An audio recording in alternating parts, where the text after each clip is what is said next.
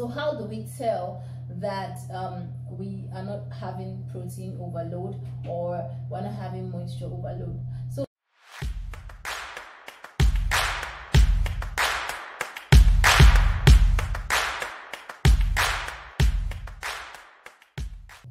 hello, hi family, welcome to Kel's Beauty channel. My name is Catherine and I'll be your host on this channel. So today we're going to be talking about hair shedding and hair breakage. What's the difference between hair shedding and hair breakage, how to stop hair breakage, and how to reduce excessive hair shedding.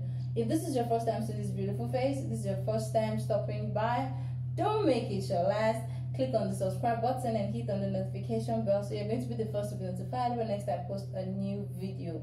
I'll be dropping a bonus tip at the end of this video. I'll be showing you how to listen to your hair and how to know what it needs per time and how to attend to it. So stick with me till the end and you'll be glad you did.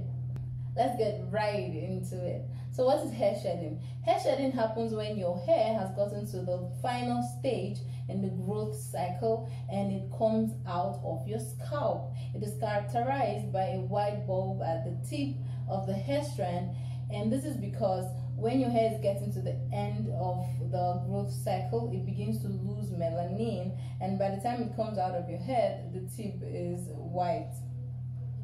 Did you know that everybody loses about 100 strands a day? This is normal, nothing can be done about it, no treatment can abate that, everyone goes through it. Like I said, it's entirely normal. However, some people lose more than 100 strands a day to shedding, and this could be caused by a lot of factors. One of it is stress. So if you stress yourself a lot, one of the ways that your body responds to stress is by shedding your hair. So you might have excessive shedding if you stress yourself a lot. So you need to keep your stress levels in check if you want a healthy head of hair. Another reason could be genetics. Yes, our genes play a huge role when it comes to the kind of hair that we have, the quality and its quantity. People that suffer from alopecia areata or female pattern hair loss, these are genetic conditions. They might experience more than 100 strands of hair being shed per day. One major reason why people shed hair is due to their diet. Anyone that is deficient in vitamin D, iron, calcium, zinc, B vitamins, omega-3 fatty acids, and others, they are going to experience a lot more shedding than normal because of these deficiencies. So please, let's make sure that we eat right so that we don't shed excessive amount of hair. One other major reason could be due to our hormones. Yes, our hormones play a huge role when it comes to the quality and quantity of hair that we have on our head per time. So people that have thyroid issues might lose more than 100 strands to shedding every day, and also people that just give birth. So if you're a woman and you just gave birth, it's normal that you shed more hair than usual. This happens to almost everybody, but it can be managed through the use of ashwagandha. Yeah, ashwagandha is a wonderful herb. It helps with postpartum hair loss, and also combination of onion juice and bay leaves. So the combination of these two wonderful herbs would also help to combat postpartum hair loss. Medications also contribute to hair shedding. So there are certain medications that would make you lose more than 100 strands per day. So let's head over to hair breakage. What is hair breakage? Your hair breaks as a result of malhandling. It's as a result of abuse. So if you're experiencing hair breakage, just know that it's not normal. And a way to tell the difference between shed hair and hair that just broke off is that shed hair has a white tip. So at either of the tips of your hair, you need to examine it. If you see a white bulb at the tip, just know that that's a shed hair. And then if it's shorter, there's no white tip, then that is hair breakage. And also some people, when you stretch your hair, you're able to see that some sides are longer than other sides. You're able to tell that that is hair breakage. What causes hair breakage?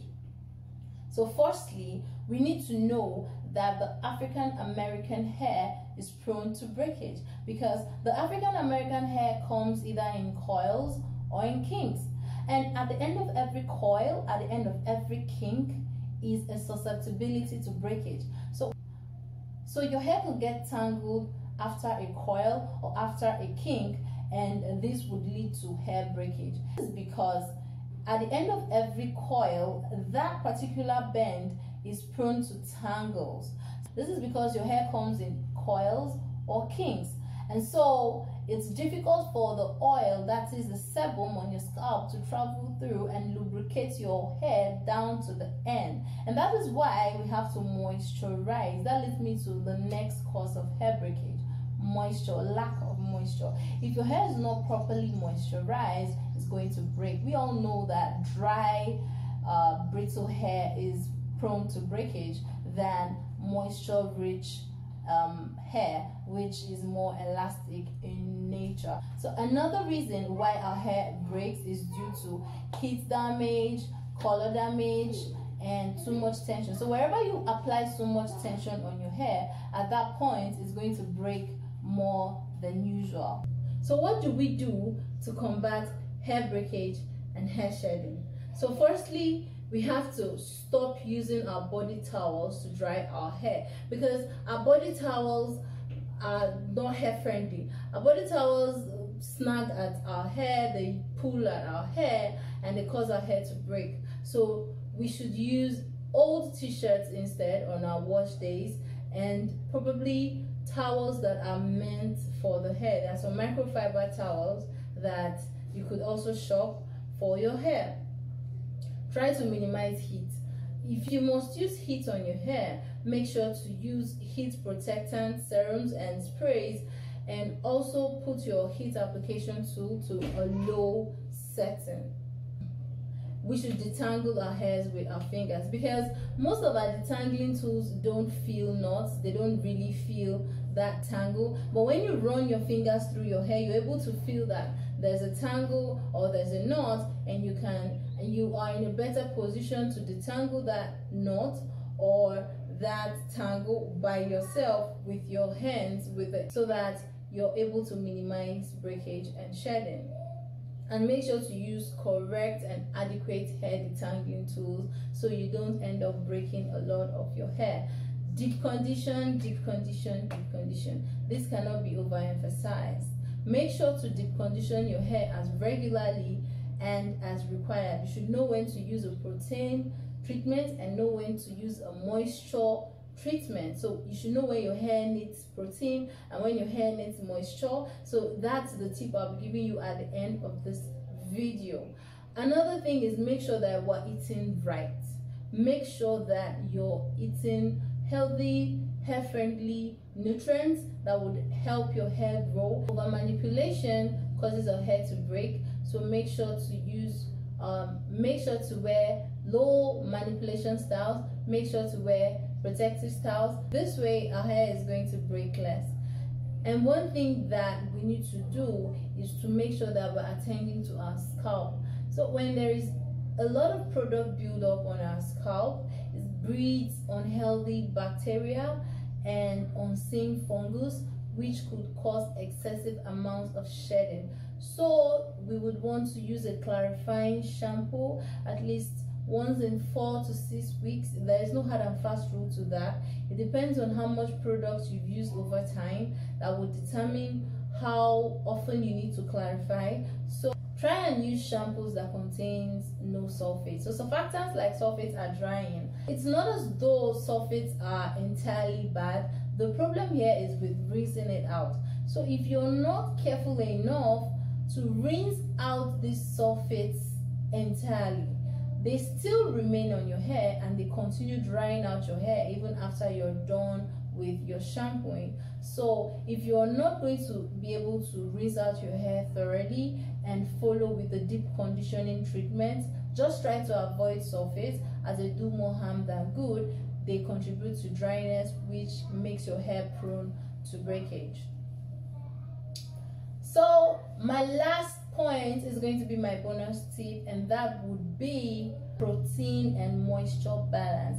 So if you have a healthy head of hair that has an adequate amount of protein, an adequate amount of moisture, it's not going to break, except if you over manipulate it, and except if there's an underlying health condition. So how do we tell that we are not having protein overload or we're not having moisture overload? So we're going to take a strand of hair from our head. Basically, shed hair in its full length is better to experiment with. So when you take the hair, hold it between your forefinger and your thumb and try to stretch it a little bit. If it stretches about 1/3 more than its actual length, that is a healthy strand of hair. If it stretches way longer than that, then you might be having moisture overload, which could also still cause breakage because your hair doesn't have enough strength. But if there's a protein overload, it's going to snap. It wouldn't even stretch. It wouldn't even stretch up to 1/3 more than its length.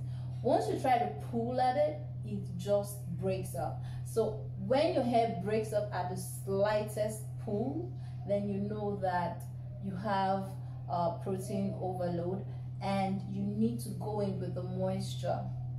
So there are ingredients that you have to look out for. So if you're doing DIYs, ingredients that helps with moisture, there are bananas, avocados. Rice water helps with protein, your egg helps with protein. And if you're buying a product from the store, if you see if the product is purported to strengthen or repair your hair, then you know that that product would contain protein. Or if you see something like hydrolyzed wheat protein, you see keratin and you see collagen in the product, then it's going to have protein. So there are other moisturizing deep conditioners like the Shea Moisture, Manuka and Honey, that's moisturizing. So I hope you've been able to learn a lot from this video. I hope you're able to tell the difference between hair breakage and hair shedding, and I hope you're able to know when your hair needs protein and when your hair needs moisture and how to go about it. So if you did like this video, don't forget to give me a thumbs up and don't forget to drop a comment. If there are additional points you want us to know about, please leave it in the comment section. If you're going to incorporate one or more of the points I've listed in this video, please let us know in the comment section. I'd love to hear from you. Generally, I'd love to hear from you. Our next video is going to be a product review video, and I also like you to make video requests. If there's something you want me to talk about, if there's something you want me to shed more light on, please feel free to drop a comment concerning this, and I'll be happy to meet with your request. Thank you so much for watching to this time. You're the real G, you're the real MVP. So see you in the next one. Stay happy, stay blessed, smile always.